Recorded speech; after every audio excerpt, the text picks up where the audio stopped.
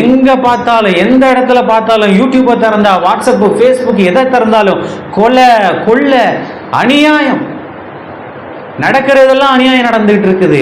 நியாயத்தை கேட்டு அநியாயம் பண்றாங்க. எத்தனை வீடியோஸ் பார்த்துருப்பீங்க, எத்தனை காரியங்கள் பார்த்துருப்பீங்க. கொலை, கொள்ளை, கள்ள தொடர்புகள், எத்தனை காரியங்கள். இந்த கடைசி காலத்திலே உங்களுக்கும் எனக்கும், இதை கேட்டுக்கொண்டிருக்கிற, இந்த லைவ்ல கேட்டுக்கொண்டிருக்கிற தேவ ஜனமே, உங்களுக்கும் எனக்கும் இந்த கடைசி காலத்துல பாதுகாப்பு திருச்சபை தான். திருச்சபையை விட்டு நீங்கள் வெளியே போக வேண்டும் என்று விரும்பினால் அங்கே ஆபத்து காத்து கொண்டிருக்கிறது. அந்த வழியிலே ஆபத்து காத்து கொண்டிருக்கிறது. கர்த்தருடைய வழியை தேர்ந்தெடுங்கள். சபைக்கு தொடர்ந்து வாங்க. தேவன் உங்களை மகிமைப்படுத்துவார். தேவன் உங்களை பாதுகாப்பார். இந்த கடைசி காலத்தில் நேரிட போகிற ஆபத்துக்களுக்கு உங்களை விலக்கி பாதுகாப்பார். அவர் தம்முடைய தூதர்களை உங்களுக்கு தந்தருளி பாதுகாப்பார். தம்முடைய தூதர்களுக்கு கட்டளையிடுவாராம் உங்களை பாதுகாக்கும்படியாக.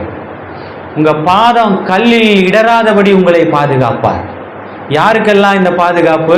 கர்த்தருடைய திருச்சபையில் நாட்டப்பட்டவர்களுக்கு, தேவனுடைய வசனத்தை தியானிப்பவர்களுக்கு, கர்த்தருடைய வார்த்தையின்படி தன்னுடைய வாழ்க்கையை பிராக்டிஸ் பண்ணிட்டு இருக்காங்களே, எக்ஸ்பீரியன்ஸ் பண்ணிட்டு இருக்காங்களே, செயல்படுத்தி கொண்டிருக்கிறாங்களே,